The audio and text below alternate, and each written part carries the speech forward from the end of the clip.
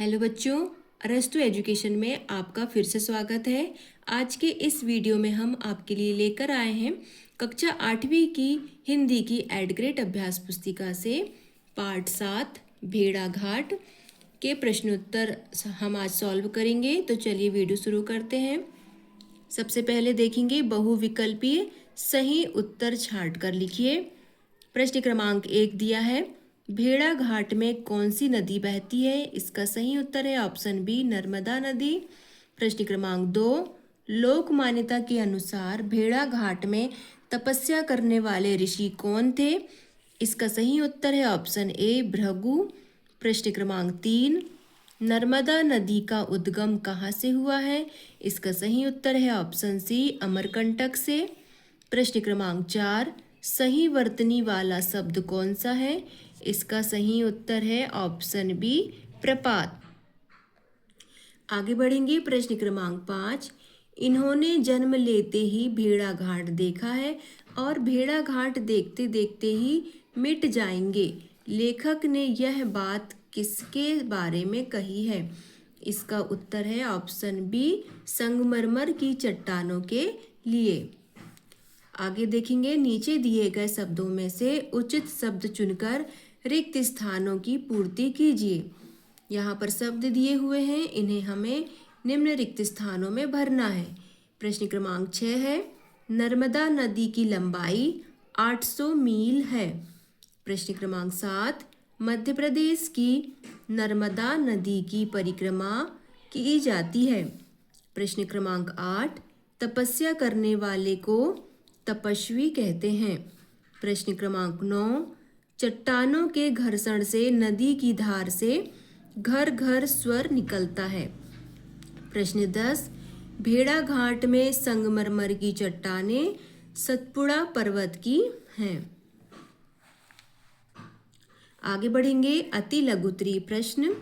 प्रश्न क्रमांक 11, पाठ के अनुसार संस्कृत कोश में नींबू का उल्लेख करना कौन भूल गया था? इसका उत्तर लिखिए। पाठ के अनुसार संस्कृत कोश में नींबू का उल्लेख करना कवि कालिदास भूल गए थे। प्रश्न क्रमांक 12, लेखक ने भेड़ाघाट की चट्टानों को तपस्वी क्यों कहा है? इसका उत्तर लिखें। चट्टानों का निर्मल और स्वच्छ स्वरूप तपस्वी की भांति दिखाई देता है, इसीलिए तपस्वी कहा गया है। इसीलिए इसे तपस्वी कहा गया है। आगे बढ़ेंगे। प्रश्न क्रमांक 13, दूध धारा क्या है? इसका उत्तर लिखिए। दूध धारा या दुग्ध धारा एक प्राकृतिक जलप्रपात है जो कि नर्मदा नदी पर स्थित है। प्रश्न क्रमांक 14, नीचे दिए गए शब्दों का प्रयोग कर एक वाक्य बनाइए। 13 मील भेड़ाघाट दूर से जबलपुर ही तो है। इसका उपयोग करके हमें एक वाक्य बनाना है। जबलपुर भेड़ाघाट से 13 मील दूर ही तो है, लिख लें। आगे बढ़ेंगे। लघुत्तरीय प्रश्न। प्रश्न क्रमांक 15, हिमालय की बर्फीली चोटियों और भेड़ाघाट की चट्टानों में क्या अंतर है? इसका उत्तर लिखिए। हिमालय की बर्फीली चोटियाँ छल रही हैं, गल रही हैं, किंतु नर्मदा नदी की सफ़ेदी में कोई परिवर्तन नहीं है, जैसे वह अमर है। दोनों में यही अंतर है। आगे देखिए। प्रश्न क्रमांक 16, नर्मदा मानो यहाँ चांदी के कारागार की बंदनी है। इस पंक्ति का क्या आशय है? इसका उत्तर लिखिए। जिस स्थान पर संगमरमर की चट्टानों के कारण पानी चांदी के समान चमकता दिखाई देता है, वहाँ नर्मदा चांदी के कारागार की बंदनी के समान दिखाई देती है। इस पंक्ति का आशय यही है।